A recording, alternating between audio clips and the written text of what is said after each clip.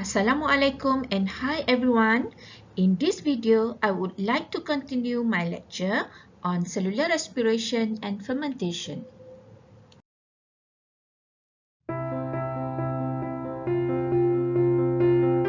You are running in 5-kilometer race. Your heart beat and breathing rate increase. Your muscle need more and more energy, but your lung and heart cannot keep it up. How's your cell and body solve this problem?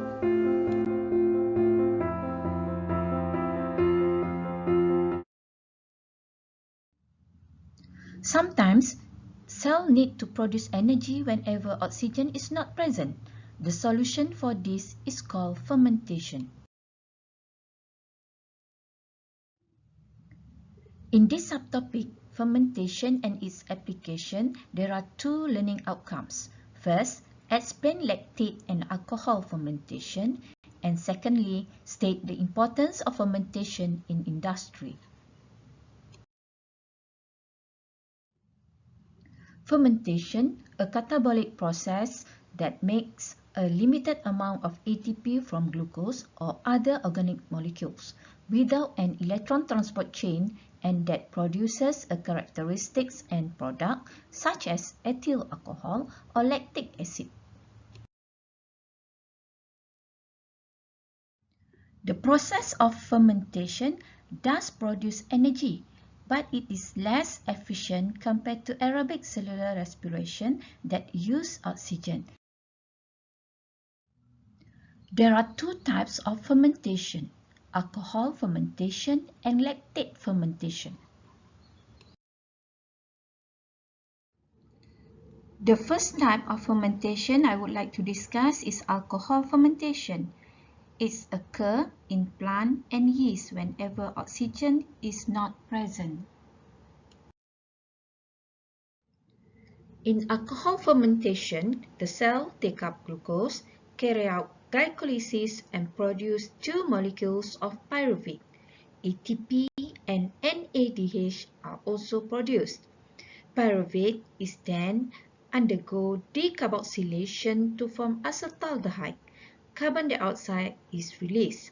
After that, acetaldehyde is reduced by NADH to become ethanol.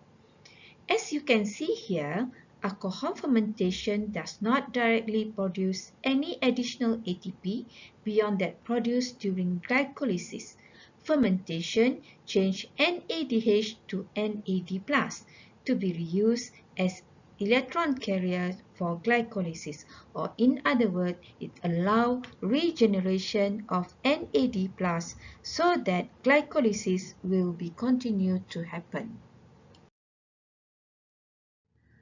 Other types of fermentation occur in human and some bacteria. What happens when the cell needs energy but there is lack of oxygen? Some organisms, such as bacteria, will carry out lactate fermentation. Our muscle cells also can undergo this process when there are in oxygen there. If not enough oxygen present for aerobic cellular respiration, pyruvate will undergo lactate fermentation.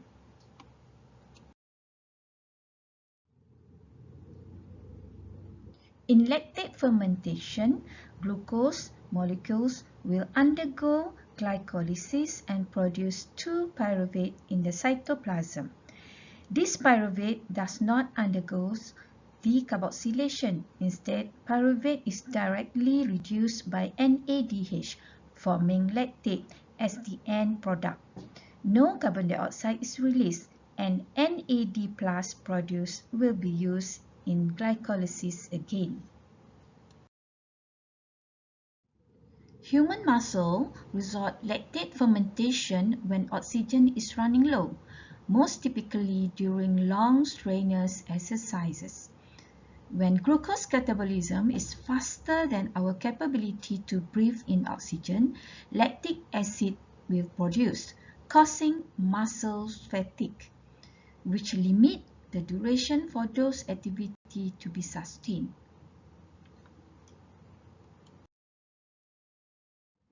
Okay, now students, Okay, let us move to the importance of fermentation in industry. Fermentation is widely used in industrial processes. Our modern understanding of fermentation process comes from the work of French chemist Louis Pasteur. Pasteur was the first to demonstrate experimentally that fermentation beverage results from the action of living yeast transforming glucose into ethanol. Alcohol fermentation also play important roles in alcohol industry. When yeast undergoes alcohol fermentation, the byproduct of alcohol fermentation during decarboxylation, which refers to carbon dioxide, is widely used in bakery industry. Carbon dioxide allows bread to rise. Lactate fermentation plays an important role in dairy industry, such as the production of yogurt and cheese. The production of organic acids is exploited to preserve and flavor the product. This product has unique and diverse flavor and aromas.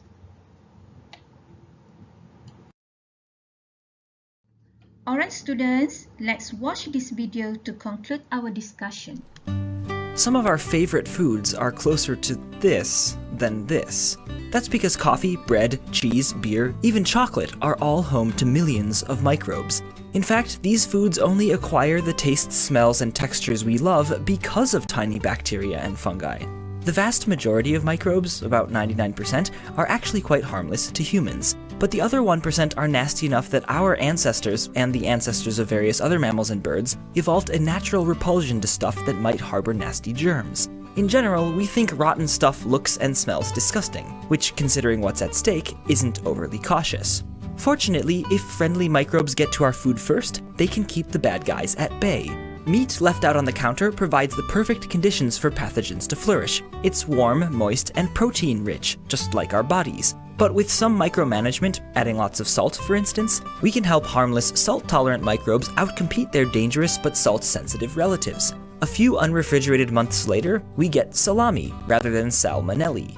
Our ancestors stumbled on this kind of controlled spoilage thousands of years ago, either by lucky accidents or out of serious desperation. And we humans have been intentionally spoiling food ever since. Not only to keep our food safe to eat, but also because the microbes we culture can transform it almost magically into awesome deliciousness.